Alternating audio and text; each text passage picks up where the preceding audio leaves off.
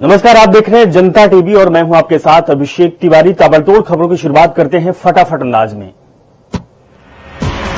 BJP अध्यक्ष JP Nadda आज से उत्तर प्रदेश के 2 दिवसीय दौरे पर हैं और इस दौरान आगामी विधानसभा चुनाव के मद्देनजर संगठनात्मक बैठकों का दौर देखने को मिलेगा। नड्डा असोमे एयरपोर्ट पहुंचे, जहां उन्होंने स्वागत मुख्यमंत्री समेत कई वरिष्ठ अधिकारी और बीजेपी के नेताओं ने किया है।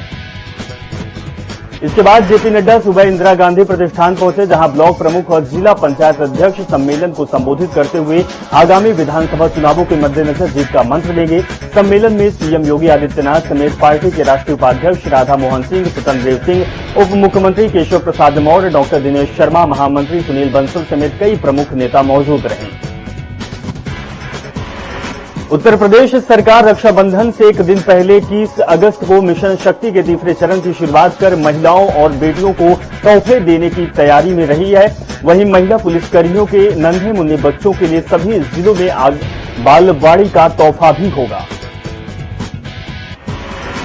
राजधानी लखनऊ के इंदिरा गांधी प्रतिष्ठान में आयोजित मुख्य समारोह कन्या सुमंगला योजना से वंचित करीब 1.5 लाख बेटियों और निराश्रित महिला पेंशन योजना की पात्र 1,73,000 नए लाभार्थी महिलाओं को योजना से जोड़ा जाएगा। इसके अलावा महिला पुलिसकर्मियों के खाली पदों पर भर्ती जैसे उपहार देने की तैयारी भी सरकार की चल रही है।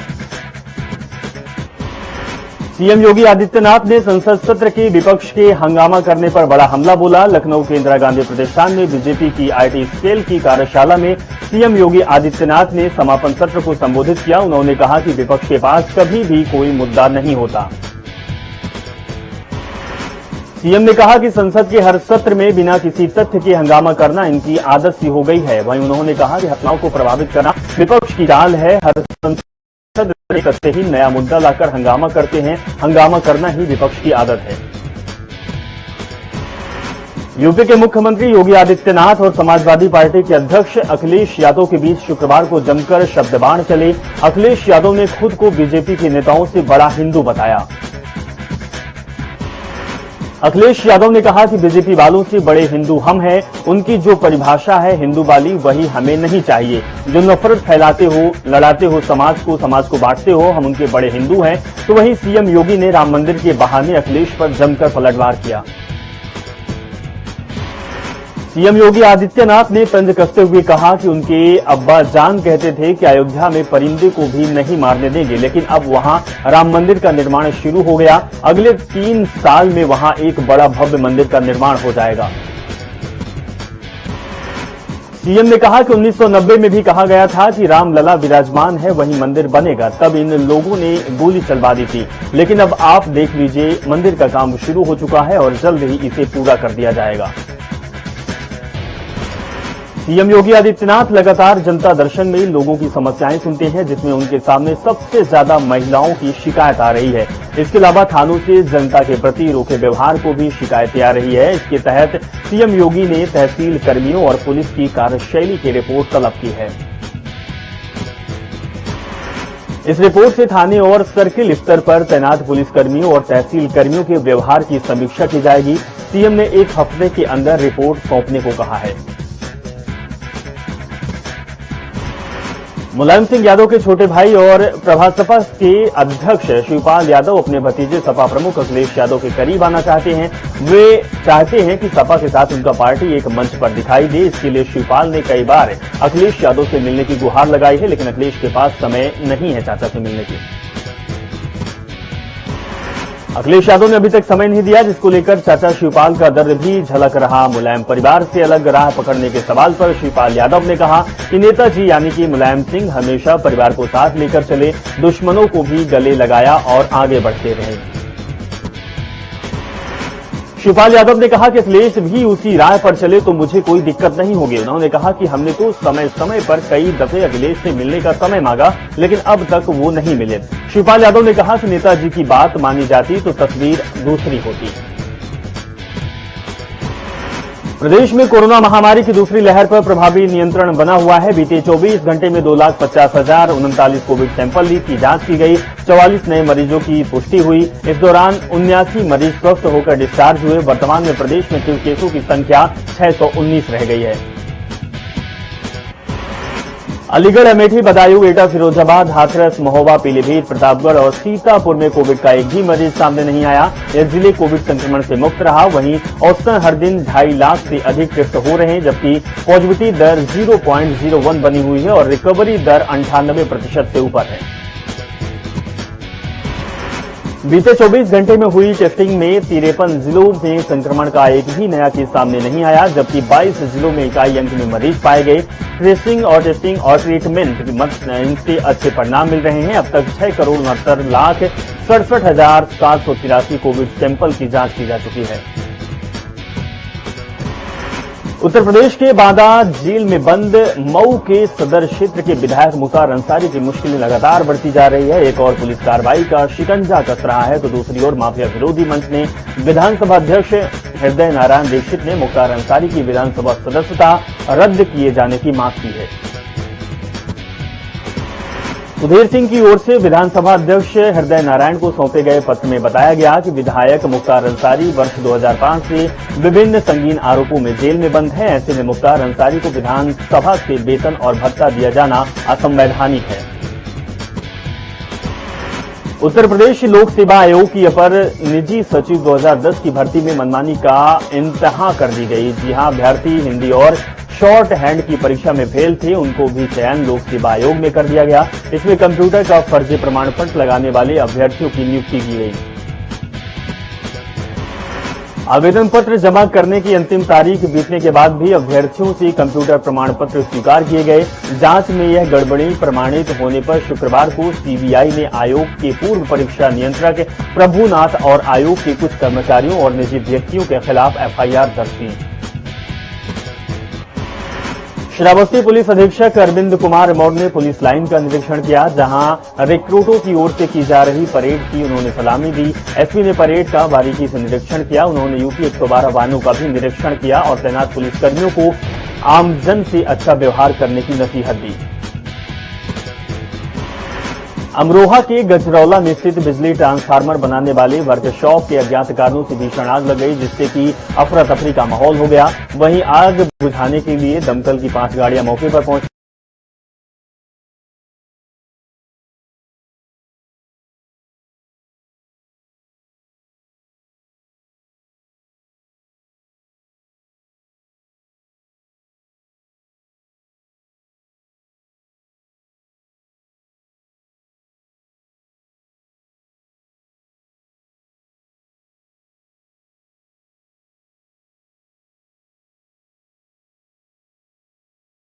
पाई गई। वहीं उनके खिलाफ एनएसए के तहत कड़ी कार्रवाई और लाइसेंस रद्द किए जाएंगे। गोंडा में उमरी बेगमगंज थाना क्षेत्र में बाइक सहित 3 शातिर चोरों को पुलिस ने गिरफ्तार कर लिया। साथ ही चोरों के पास से 2 अवैध तमंचे, चाकू और 2 कारतूस जिंदा पाए गए। बता दें कि चोरों ने अयोध्या से बाइक चुराई थी, जिसकी वह बिना नंबर प्लेट लिए घूम रहे थे। यूपी के सहकारिता मंत्री और बहराइच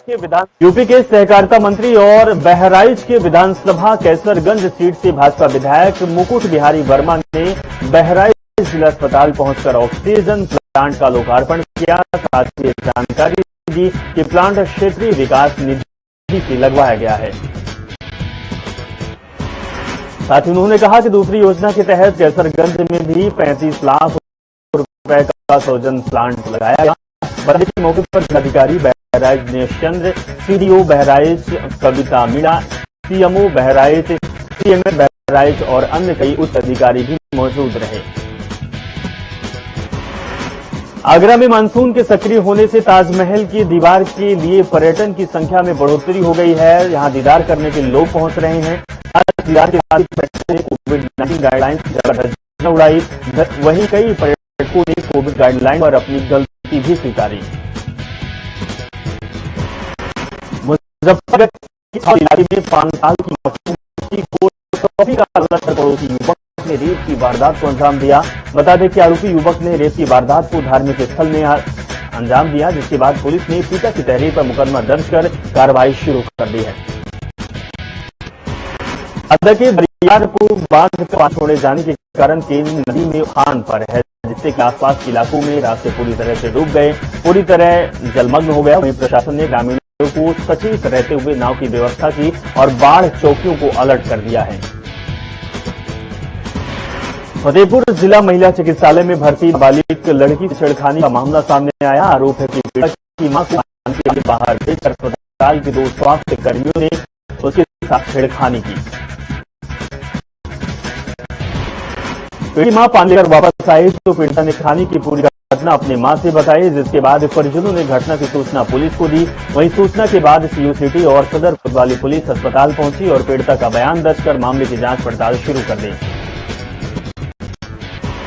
महोबा में बुंदेलखंड किसान यूनियन के राष्ट्रीय अध्यक्ष दिलदेश प्रधानमंत्री ग्रीन जीवन मिशन के अंतर्गत हर घर में नल से जल के निर्माण कार्य में हो रही व्यापक अनियमितता को लेकर निर्माण कंपनियों का खिलाफ प्रदर्शन किया।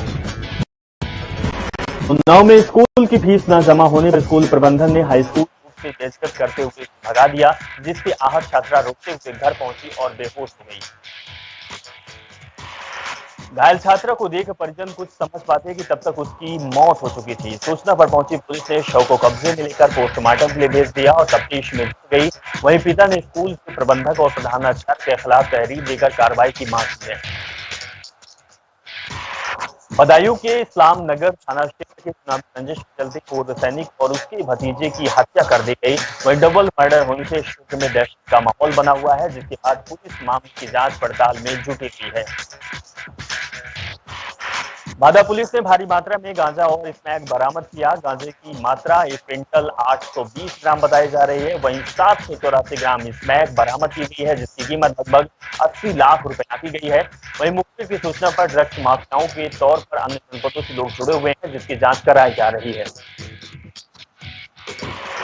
हाथरस के शासनिक कोतवाली क्षेत्र के सीएक्स इंटरनेशनल स्कूल में सीबीएसई बोर्ड परीक्षा परिणाम में फेल हुए छात्रों का धरना प्रदर्शन लगातार चल रहा है। स्कूल गेट के बाहर फेल हुए छात्रों ने स्कूल प्रशासन के खिलाफ जमकर नारेबाजी की। वहीं छात्रों ने स्कूल प्रशासन पर रुपये लेकर पास कराने के गंभीर आरोप लगाए। लखनऊ के हजरतगंज चौराहे पर आरटीयू ने प्रेशर हॉर्न और तेज आवाज वाले साइलेंसर को लेकर अभियान चलाया, जिसमें कार और बुलेट में प्रेशर हॉर्न और मॉडिफाइड साइलेंसर को लेकर चालान काटा गया। हमीरपुर के सुमेरपुर थाने की बस स्टॉप बाइक सवार वाहन भाई तेज रफ्तार ट्रक ने टक्कर मार दी, जिसकी महिला की मौके पर मौत हो गई। जिसके बाद सूचना पर पहुंची पुलिस ने ट्रक को कब्जे में लेकर अस्पताल पहुंचाया, जहां इलाज चल रहा है। हरदोई के लोनार कोतवाली क्षेत्र के ग्राम सकरौली में मकान बनाने को लेकर नींव खोदने के दौरान 2 पक्षों में विवाद हो गया। विवाद में दोनों पक्षों के 7 लोग घायल हो गए, जिन्हें इलाज के लिए अस्पताल में भर्ती किया गया। सीतापुर में कमलापसंद व्यापारी से दिनदहाड़े बदमाशों ने 10 लाख की लूट को अंजाम दिया। वहीं लूट के बाद व्यापारी को गोली मार दी गई और मौके से फरार हो गए, जिसके बाद व्यापारी को गंभीर हालत में जिला अस्पताल में भर्ती किया गया।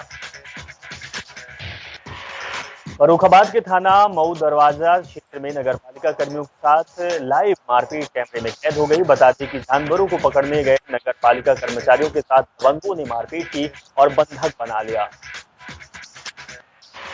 फतेहपुर में बंकेश्वर थाने की पुलिस ने चोरी की बाइकों के साथ 3 अभियुक्तों को गिरफ्तार कर दिया। आरोपी कानपुर से बाइक चोरी कर पर बदल कर बेचते थे, जिनके खिलाफ कानपुर में चोरी और लूट और संगीत धाराओं में मुकदमा दर्ज किया गया।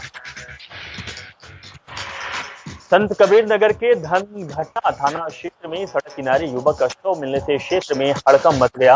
वहीं पुलिस ने शव को कब्जे में लेकर पोस्टमार्टम के लिए भेजा। मृतक का कारण अभी तक स्पष्ट नहीं हो पाया है कि किस वजह से मृत्यु हुई। मैनपुरी के थाना कुरावली में हत्या का मामला सामने आया। 2 दिन पहले हत्या की घटना को अंजाम दिया गया। बता दें कि महिला पति से दूर 4 बच्चों के साथ रहती थी। वहीं प्रेम प्रसंग और पैसों के लेन देन को लेकर प्रेमी ने हत्या की घटना को अंजाम दिया। हरदोई के शाहाबाद कोतवाली क्षेत्र के बेथा चौराहे के पास बाइक सवार बदमाशों ने एक लाइफ फाइनेंस कंपनी के फील्ड ऑफिसर को दिनदहाड़े तमंचे के बल पर लूट लिया, जिससे कि इलाके में सनसनी फैल गई। वहीं आरोप है कि 1 लाख से अधिक नकदी लूटकर लुटेरे फरार हुए हैं। कानपुर देहात से एक दिल दहला देने वाला वीडियो सामने आया। वायरल वीडियो में यमुना नदी में आई भीषण बाढ़ में बहते छप्पर के ऊपर करीब आधा दर्जन बकरियां बहती दिखाई दी, वीडियो भोगीपुर तहसील के डिलोलिया बांगर का बताया जा रहा है। इस वीडियो के बाद प्रशासन के इंतजामों की पोल खुल गई है। फतेहपुर के सरकंडी गांव में महिला को चारपाई में लेकर कई किलोमीटर तक ले जाने का वीडियो सोशल मीडिया पर जमकर वायरल हो रहा। बताया जा रहा कि बुजुर्ग महिला फिसल कर गिरी थी। इसके बाद रास्ता खराब होने की वजह से गांव तक पुलिस नहीं पहुंच पाई। बांदा के शहर कोतवाली में एक शराबी पड़ोसी ने मां बेटी को पीटा। बताया जा रहा कि शराबी पैसे मांग रहा था। वहीं स्थानीय लोगों की सूचना के बाद मौके पर पुलिस पहुंची और घायलों को अस्पताल में भर्ती करवाया। बाराबंकी के सुबेहा थाना क्षेत्र में पूर्वांचल एक्सप्रेस वे पर एक तेज रफ्तार चलती कार में शॉर्ट सर्किट के कारण आग लग गई। कार में सवार लोगों ने किसी तरह कूदकर अपनी जान बचाई। फतेहपुर के हथगांव थाना क्षेत्र में पालिया गांव के पास एक अज्ञात वाहन ने बाइक सवारों को टक्कर मार दी, जिससे कि बाइक सवार दोनों युवक गंभीर रूप से घायल हो गए। मौके पर पहुंची पुलिस ने दोनों घायलों को एम्बुलेंस के माध्यम से जिला अस्पताल में भर्ती करवाया। एटा के पिलुआ थाना क्षेत्र में बमनई गांव में छत पर सो रहे युवक की चाकू से गोदकर हत्या कर दी, जिसके बाद हमलावर हत्या कर छत से कूदकर फरार हो गए। वहीं सूचना मिलते ही घटनास्थल पर डॉग स्क्वाड के साथ एसएसपी ओपी सिंह और क्षेत्र के अधिकारी पहुंचे। अज्ञात हमलावर पर मुकदमा दर्ज कराने पुलिस गई है। इटावा में चंबल और यमुना नदी में आई भीषण बाढ़ के कारण सैकड़ों गांव जलमग्न हो गए। घरों में रखा राशन, जानवरों के खाने का सामान पूरी तरह से नष्ट हो गया। वहीं किसानों की फसलें पूरी तरह जलमग्न हो गई, बर्बाद हो गई, जिसकी वजह से किसान परेशान। प्रशासनिक अधिकारी मौके पर पहुंचकर राहत सामग्री पहुंचाकर गांव में फंसे जनता को दुख दर्द बांट रहे हैं। ग्राम पंचायत बसवारा के ब्रजराज यादव, तहसीलदार और एडीओ पंचायत भदौरिया जी, खाद्य पूर्ति से इंस्पेक्टर विवेक दुबे ने लोगों की मदद की और हर संभव मदद के लिए आश्वासन दे दिया। सुल्तानपुर के थाना बधुआ कला में देर रात चोरों ने घर में पीछे का दरवाजा तोड़कर नकदी और सोने चांदी के सामान चुराकर फरार हो गए। परिवार का कहना है कि वे रात में बाहर सो रहे थे। अलीगंज चौकी इंचार्ज अनूप सिंह का कहना है कि घटना की जांच पड़ताल की जा रही है। जल्द से जल्द चोरों को पकड़कर कड़ी कार्रवाई की जाएगी। आगरा के थाना डौकी क्षेत्र में मेहता गांव में खुलेआम जुए की महफिल सच रही है। जुआ खुलेआम खेला जा रहा है, जिसका एक वीडियो सोशल मीडिया पर वायरल हुआ। दर्जनों की संख्या में जहां वाहन मौजूद हैं, वहीं सैकड़ों की संख्या में लोग मौजूद हैं। एसएसपी और अन्य अधिकारियों की संख्या के बाद भी जिले में जमकर जुआ खेला जा रहा है। उत्तराखंड में बीते 24 घंटे में कोरोना के 29 नए मरीज सामने आए, तो वहीं 48 कोरोना के संक्रमित मरीज ठीक होकर घर चले गए। तो वहीं राज्य में अब कोरोना के केसों की संख्या 513 रह गई है। उत्तराखंड में कोरोना संक्रमण दर 0.11% है, जबकि रिकवरी दर 95% से ऊपर है। प्रदेश में अब कोरोना के कुल संक्रमित 3,42,336 रहे। इनमें से 3,28,419 केस ठीक हो चुके हैं। स्वास्थ्य विभाग से मिली जानकारी के मुताबिक 24 घंटे की निजी और सरकारी लैब में 26,555 सैंपल की जांच रिपोर्ट प्राप्त हुई। इनमें से 26,526 सैंपल की रिपोर्ट निगेटिव आई है। उत्तराखंड सरकार ने तीलू रौतोली पुरस्कार की घोषणा कर दी है। 8 अगस्त 2021 को मुख्यमंत्री और महिला सशक्तिकरण एवं बाल विकास मंत्री पुरस्कृत करेंगे। प्रदेश भर की 22 महिलाओं को राज्य स्तरीय तीलू रौतोली और 22 को आंगनबाड़ी राज्य स्तरीय पुरस्कार दिया जाएगा। 2020-21 के पुरस्कार की 10-10 हजार रुपए की वृद्धि की गई है। तीलू रौतेली विजेता को 21,000 रुपए और आंगनबाड़ी विजेता को 21,000 रुपए का पुरस्कार प्रमाण पत्र के साथ दिया जाएगा। उत्तराखंड कांग्रेस के कार्यकारी प्रदेश अध्यक्ष बनने के बाद भुवन कापड़ी पहली बार उधम सिंह नगर जिला मुख्यालय रुद्रपुर पहुंचे, जहां पर उन्होंने कांग्रेस के कार्यकारी जिला अध्यक्ष के कार्यालय में कांग्रेस कार्यकर्ताओं के साथ बैठक की। बैठक में आगामी 2022 के चुनाव को लेकर चर्चा की गई। बैठक में कहा गया कि भाजपा ने 4 साल में 3 मुख्यमंत्री बदले हैं। साथ ही उत्तराखंड सरकार पर कापड़ी ने कई आरोप लगाए। हरिद्वार कुंभ में कोविड टेस्ट फर्जीवाड़े में मनी लॉन्ड्रिंग के मामले को लेकर प्रवर्तन निदेशालय यानी कि ईडी ने 5 लैबों के निदेशकों के दफ्तरों में छापा मारा। इस दौरान टीम ने लैब में हुई कोरोना जांच घोटाले से संबंधित दस्तावेज खंगाले। ईडी ने टेस्ट कराने वाली 5 लैबों के निदेशकों के घर और दफ्तरों में 30,90,000 रुपए जब्त किए गए। वहीं आम आदमी पार्टी के वरिष्ठ नेता रविंद्र जुगलान ने राज्य सरकार पर हमला बोला। जुगलान ने कहा कि डबल इंजन की सरकार आज विकास के नाम पर फेल हो रही है। आज प्रदेश में युवा बेरोजगारी के तंज झेल रहे हैं, लेकिन राज्य सरकार को युवाओं से कोई लेना देना नहीं है। युवा सड़कों पर है, प्रदेश में बीजेपी को केवल रोजगार मिला है। रुद्रपुर को मेट्रोपोलिस मॉल में एंटी ह्यूमन ट्रैफिकिंग सेल की टीम ने सेंटर पर छापा मारा। कार्रवाई में 6 लड़कियां और 4 लड़कों को गिरफ्तार किया। आरोप है कि सेंटर में काफी समय से इस सेंटर की यार्ड में सेक्स रैकेट का धंधा फल फूल रहा था। पिछले दिनों भी पुलिस ने सेंटर पर छापेमार कार्रवाई की थी। शुक्रवार को एक शिकायत पर पुलिस इस सेंटर को निशाना बनाया और अनैतिक कार्य के लोगों को गिरफ्तार कर लिया। महिला भारतीय हॉकी खिलाड़ी वंदना कटारिया ने शुक्रवार को मैच खत्म होने के बाद लोगों से भावुक अपील की। उन्होंने कहा कि मैं और मेरा परिवार इस समय बहुत बुरे दौर से गुजर रहा। इस दौरान साथ खड़े होने वाले लोगों का वंदना की ओर से शुक्रिया। वंदना ने मैच खत्म होने के बाद सोशल मीडिया पर जारी बयान में कहा कि कुछ लोगों की वजह से वह और उसका परिवार इस समय बेहद बुरी दौर पर गुजर रहा। उन्होंने कहा कि पहले कुछ घटनाओं में काफी आहत हुए, ऐसे में लोग उनके और उनके परिवार को दिक्कत ना बढ़ाएं। उत्तराखंड में आगामी विधानसभा चुनाव को लेकर यूकेडी ने भी कमर कस ली है। यूकेडी के मीडिया प्रभारी सुनील ध्यानी ने कहा कि यूकेडी 12 अगस्त से लेकर 15 दिसंबर तक प्रदेश के सभी 95 ब्लॉकों में जनता सम्मेलन करेगी। सम्मेलन के साथ ही 12 अगस्त को यूकेडी भू कानून को लेकर कार्यकर्ता जिला मुख्यालय में धरना प्रदर्शन करेगी। बता दें कि उत्तराखंड के मानसून सत्र में भी यूकेडी सरकार के खिलाफ विधानसभा का घेराव करने की तैयारी में है। चलिए अब खबरों का रुख करते हैं और विस्तार से जानते हैं। पुरुषों की इस मानसिकता पर कि महिला भोग विलास की वस्तु है, रोक लगनी चाहिए। शादी का प्रलोभन देकर बनाए गए यौन संबंध को दुष्कर्म घोषित किया जाए। शादी का झूठा वादा कर यौन संबंध बनाने की बढ़ती प्रवृत्ति पर इलाहाबाद हाईकोर्ट ने अहम टिप्पणी की है। कोर्ट ने यह टिप्पणी इस मामले में की है और क्या कहा है, क्या कारण है, आप इस रिपोर्ट से समझिए।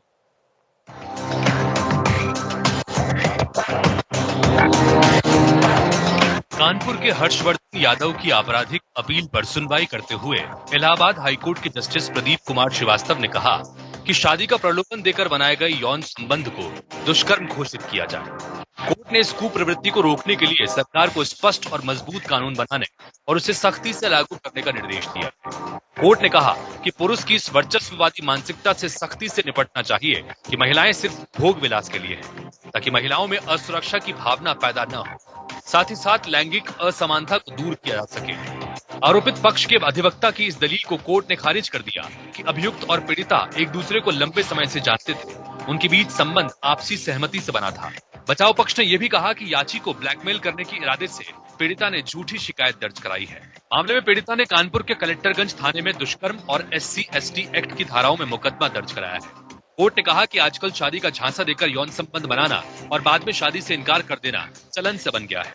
कारण साफ है कि अपराधी समझता है कि वो कानून का फायदा उठाकर दंड से बच जाएगा। इसलिए अब विधायिका के लिए ये जरूरी हो गया है कि वो स्पष्ट और विशेष कानूनी ढांचा तैयार करे। जब तक ऐसा कानून नहीं बन जाता, अदालतों को सामाजिक वास्तविकता और मानवीय जीवन की आवश्यकता को देखते हुए प्रताड़ित महिलाओं को संरक्षण देना जारी रखना चाहिए। इलाहाबाद हाईकोर्ट की सख्त टिप्पणी थी कि उन लोगों को लाइसेंस नहीं दिया जा सकता जो मासूम लड़कियों का उत्पीड़न कर उनके साथ यौन संबंध बनाते। झूठा वादा कर यौन संबंध बनाने की प्रवृत्ति को गलत तथ्यों के आधार पर ली गई सहमति माना जाना चाहिए। इसे दुष्कर्म की श्रेणी का अपराध माना जाए। ऐसे मामलों में अदालतें मूक दर्शक नहीं बन सकती। अब देखना होगा कि सरकारें हाईकोर्ट के निर्देश पर कब और कैसा कदम उठाती हैं। Bureau report,